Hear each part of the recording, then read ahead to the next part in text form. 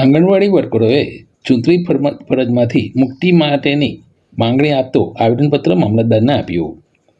ગુજરાત આંગણવાડી કર્મચારી સંગઠન, જે રાજ્યના 80% આંગણવાડી કાર્યકરોનું પ્રતિનિધિત્વ કરે છે, તે મુખ્ય ચૂંટણી કમિશનર પલસાણા, મામલતદાર અને બાળ વિકાસ અધિકારીને આવેદનપત્ર આપી ચૂંટણીની બૂથ લેવલ ઓફિસર BLO ફરજોમાંથી મુક્તિની માંગણી કરી છે.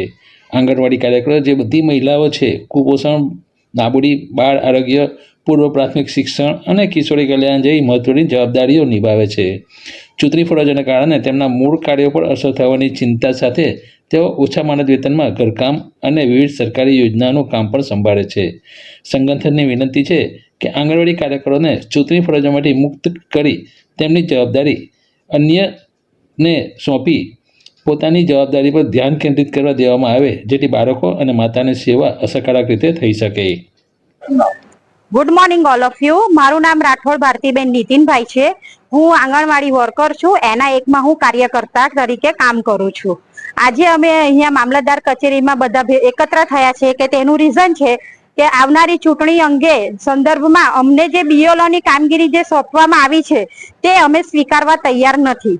એનું કારણ છે કે અમે ICDS ના કર્મચારીઓ છીએ ને મેઇન વસ્તુ એ છે કે અમે સરકારી કર્મચારી નથી. તો પછી સરકારી કર્મચારીઓએ જે કામગીરી કરવાની હોય તે અમને શા માટે સોંપવામાં આવે છે તે અમને સમજ નથી પડતી.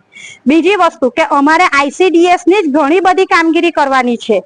અમારા બાળકોનું ભણતર, કુપોષણની સામે જે હમણાં CMAM નો પ્રોગ્રામ ચાલી રહ્યો છે તે પ્રોગ્રામની કામગીરી, તે સિવાય અમારે PSY યોજનામાં પોષણ સુધા યોજનાનું જે કામગીરી કરવાની છે તે, પાપા પગલી પ્રોજેક્ટ અંતર્ગત અમારે બાળકોના શિક્ષણની જે મહત્વની કામગીરી કરવાની છે તે બધી કામગીરીના બોજા હેઠળ ને મેઇન વસ્તુ અત્યારે એ છે કે અમારે જે THR અમે આપીએ છીએ તે eKYC ફેસ કેપ્ચર કરીને ઓનલાઈન જે એન્ટ્રી કરવાની છે, જેમાં અમારો એટલો બધો સમય જાય છે કે અમારી પાસે અમારું કામ કરવાનો બી ટાઈમ નથી બચતો. અને એ કામગીરીની સાથે અમને આ BLOની જે કામગીરી સોંપવામાં આવી રહી છે તેને અમે ન્યાય આપી શકીશું નહીં ને અમે એ સ્વીકારવા માંગતા નથી કે આ કામગીરી જે શિક્ષકો અત્યાર સુધી કરતા જ હતા, જે સરકારી કર્મચારી છે જ, તો એમને અનુભવ છે તો એમને જ કરવા દો. અમને અનુભવ નથી તો અમને આ નવી જવાબદારી સોંપવાનો શું અર્થ છે ને અમે આ કામગીરી સ્વીકારવા માંગતા નથી. તેના માટે અમે અમારું જે આંગણવાડીનું જે અમારું યુનિયન છે તે યુનિયનને સાથે જોડાઈને અમે અમારા CDPO મેડમને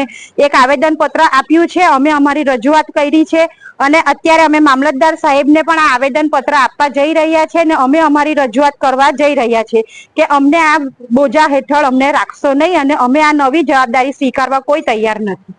નમસ્તે.